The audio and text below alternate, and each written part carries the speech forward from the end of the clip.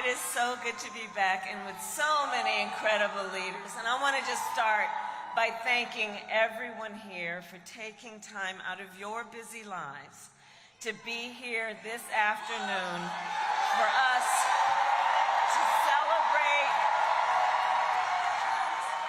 to celebrate each other and community. And I thank you, everyone. I want to thank my dear, dear friend, Senator Catherine Cortez Masto. As you know, we were AGs together. I was in California, she was here. We were fighting a good fight, arm in arm, always together. I want to thank Mayor Shivi, DNC Chair Jamie Harrison, Michael Gordon with La Una Local 169, and Nevada, please send Jackie Rosen back to the United States Senate.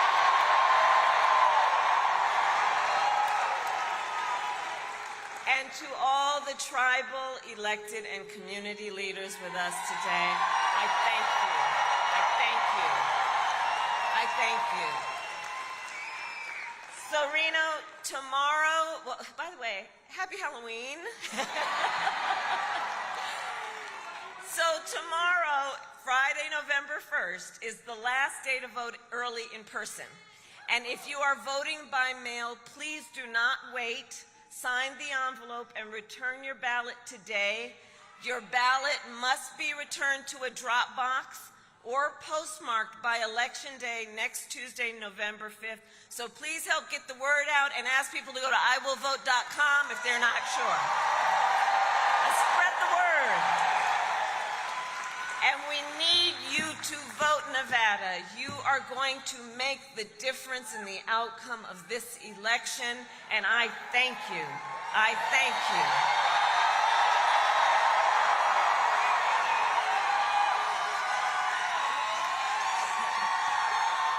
So, okay, we got some work to do. Okay, we have 5 days left in one of the most consequential elections of our lifetime, and we do have work to do. But here's the thing I know about everybody here. We like hard work. Hard work is good work. Hard work is joyful work. And make no mistake, we will win. We will win.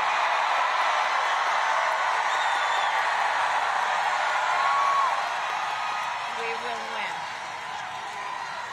And one of the reasons we will win is because I know who the folks are here. I know who you are. And here's the thing about all of us. We know that when you know what you stand for, you know what to fight for. You know what to fight for. And we know we have an opportunity in this election to turn the page on a decade of Donald Trump trying to keep us divided and afraid of each other. We're done with that. We're exhausted by it. We're done with that. We're done with it. And Reno, this is the thing. We know that this is not who we are. That's not who we are. And it is time for a new generation of leadership in America. And I am ready to offer that leadership as the next president of the United States.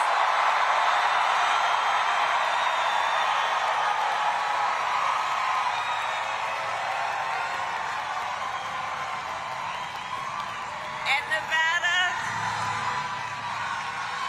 we're going to...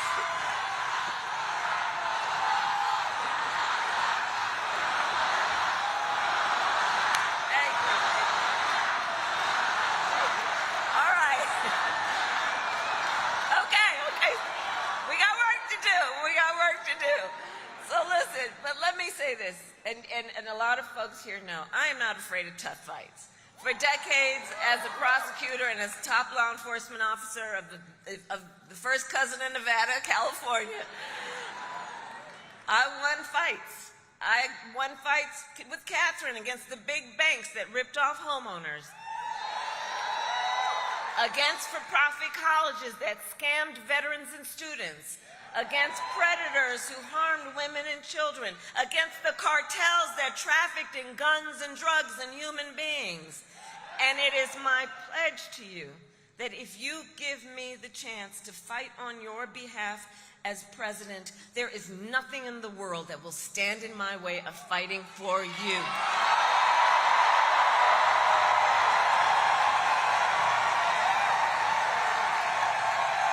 For the people. And look, we know who Donald Trump is.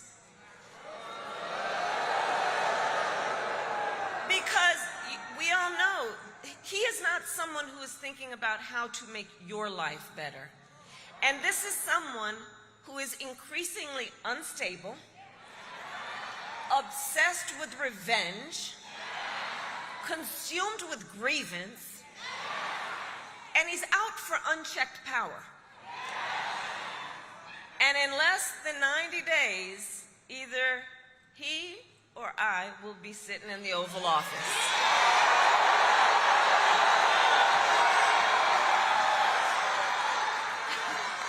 And listen, here's what we can imagine, right? We've all seen on TV, you've seen the Oval Office, but here's the thing.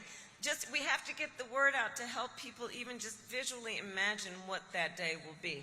Because if elected, Donald Trump on day one would walk into that office with an enemies list. When I am elected, I will walk in with a to-do list on behalf of you. And at the top of my list is bringing down your cost of living. That will be my focus every single day as president. I will give a middle-class tax cut to over 100 million Americans, enact the first ever federal ban on corporate price gouging on groceries. I've taken on that issue before, I'll take it on again. I will make housing more affordable by building more homes and taking on corporate landlords who unfairly buy up all these properties and jack up rents. We will fight for working families by raising the minimum wage and eliminating taxes on tips for service and hospitality workers.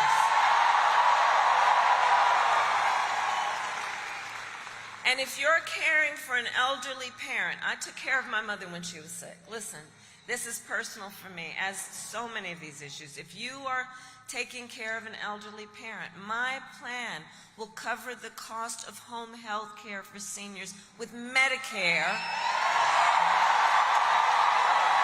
so you don't have to deplete whatever savings you got to qualify for Medicaid. It's just about dignity so that seniors can stay in their homes and you can be able to do all that you need to do, especially if any of you are in that sandwich generation, raising young kids while you're taking care of your parents. It's just about dignity. My plan will lower the cost of childcare, same point. We will also cut taxes for small businesses. Can I see the small business owners who are here?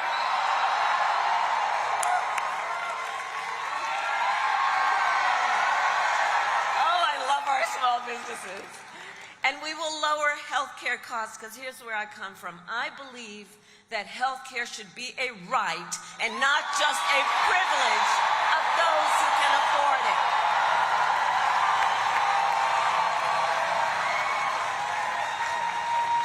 So this is about values, right? How do you think about what people need to live with dignity, to live where they are able to work and know that it actually means something, that is not just about getting by but getting ahead? On the other hand, Donald Trump's answer to the financial pressures you face is the same as it was the last time. Another $1 trillion in tax cuts for billionaires and big corporations. And this time he will pay for it with a 20% national sales tax on everything you buy that is imported. Just imagine, on clothes, food, toys, cell phones. A Trump sales tax that economists have measured will cost you, on average, an additional $4,000 a year. And on on top of that, Donald Trump still wants to get rid of the Affordable Care Act, also known as Obamacare. And he has a very powerful friend in Congress, the Speaker of the House, who recently, if you notice, said that there will be a, quote, end to Obamacare. The words he used were no Obamacare, which, if he were to get his way, if Trump wins, means they would throw millions of Americans off of health insurance and take us back, which would take us back to when, you'll remember, insurance companies had the ability to deny people with pre-existing conditions. But Nevada, we are not going back. We are not going back. We are not going back.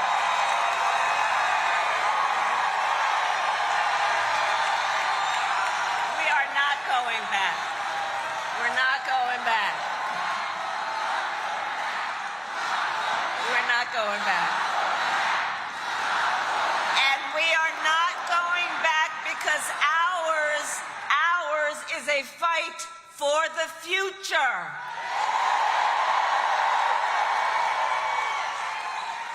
And ours is a fight for freedom. Like the fundamental freedom of a woman to make decisions about her own body and not have her government tell her what to do. And we all remember how we got here. Donald Trump hand-selected 3 members of the United States Supreme Court to overturn Roe versus Wade. They did, and now 1 in 3 women in America lives in a state with a Trump abortion ban. Many with no exceptions for rape or incest. You know what? Let me say something about this. We're here because we're fighting for a democracy. Fighting for a democracy.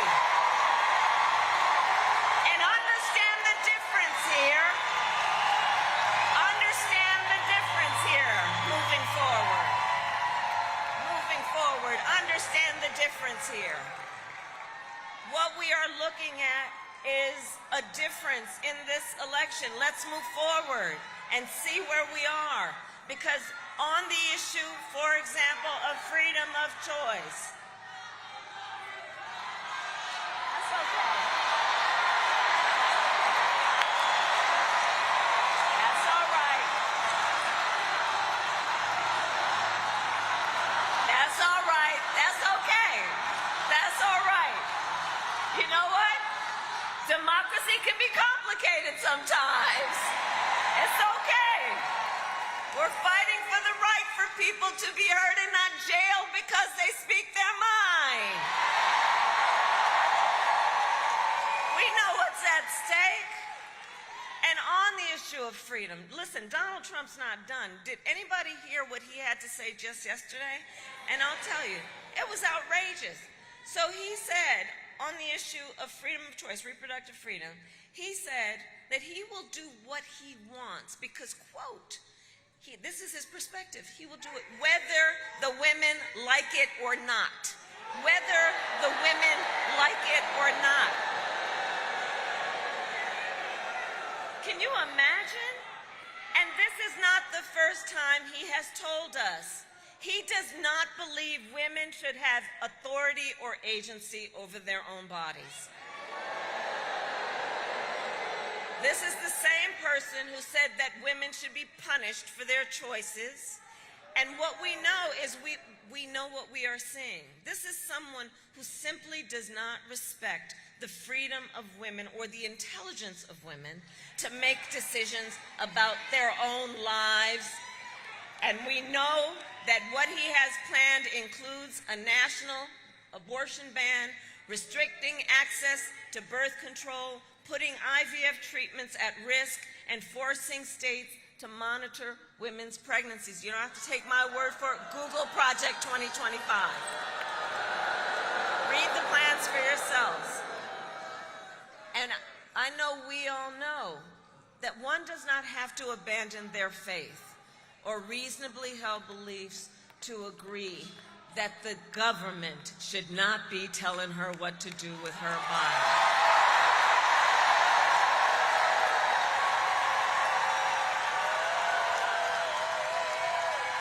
So Nevada, to protect your right to make your own health care decisions, vote yes on question 6. And make sure you vote up and down the ballot to truly protect that right.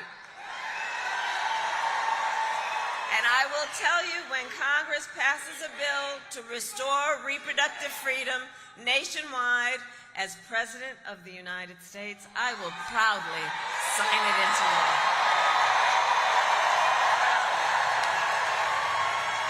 Proudly. So, Nevada, I am here asking for your vote. I am asking for your vote. And here is my pledge to you. And I got your back.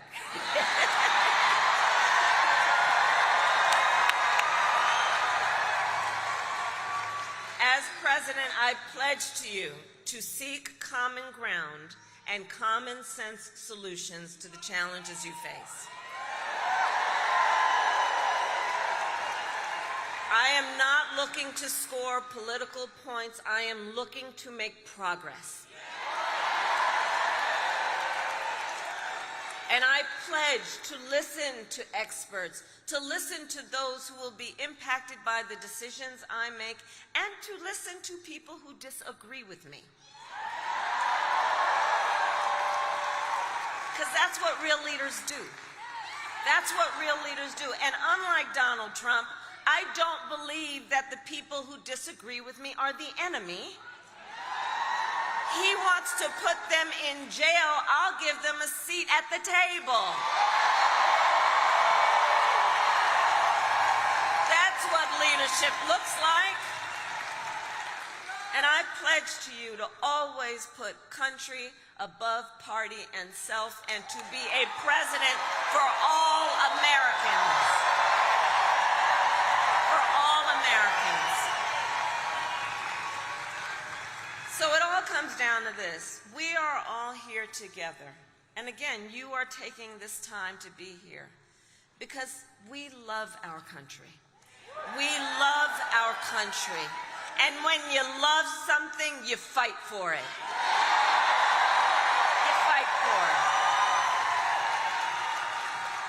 And I do believe it is one of the highest forms of patriotism, of our expression of our love for our country, to then fight for the ideals of our country and to fight to realize the promise of America. And I'm going to tell you, I have always believed in our nation's promise because I have lived it. I grew up a child of the civil rights movement. My parents would take me to marches when I was in a stroller. And at those places, people from all walks of life came together to fight for the ideals of freedom and opportunity. You know, growing up, I saw how hard my mother worked to give her daughters the same chance our country gave her. And I was blessed to have family by blood and family by love, who instilled in me the values of community and compassion and faith. I've spent my life fighting for the people who have been hurt and who have been counted out.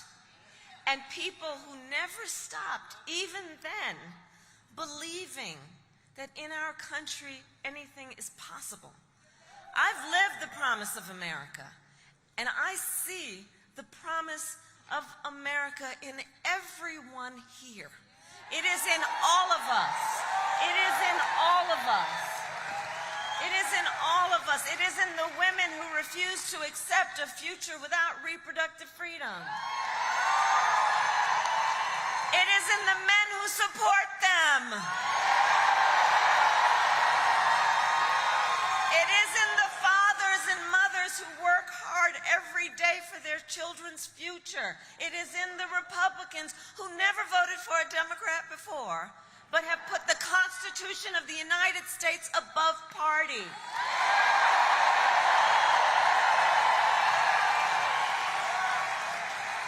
I see the promise of America in all the young leaders who are voting for the first time.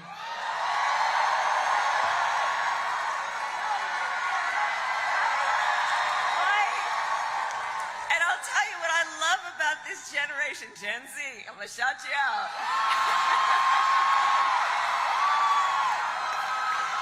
Let me tell you what I love about you all, you leaders, you young leaders, as you are rightly impatient for change. I love that about you. You are determined to live free from gun violence, to take on the climate crisis, to shape the world that you inherit. I love that about you.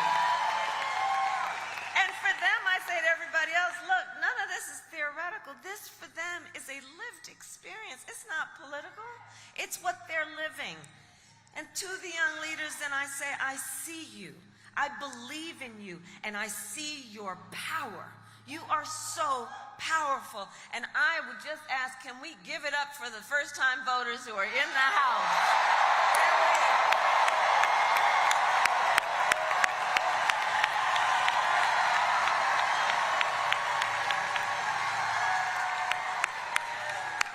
Right. See, I'm telling you, our future is bright. You just have to see it in front of you. The future of our country is bright. And so, to the people of Nevada, look, you are battle-born. And we are ready for the hard work ahead. We have 5 days to get it done. And so, look, nobody can sit on the sidelines. Let's spend the next 5 days so that when we look back on these days, we have no regrets. And let us make sure that we are knocking on doors, that we are texting folks, calling folks, reaching out to family and friends and classmates and neighbors and coworkers. And as we do, I have a request. As we do, please let's be intentional about building community. And let's be intentional about building coalitions. You know, these last many years, it's had a way of, trying to make people point their fingers at each other, trying to divide us, trying to make people feel alone. So let us all, in this moment, be intentional about building back up and reminding folks we have so much more in common than what separates us. So much more. So much more. And so, we all know here, your vote is your voice, and your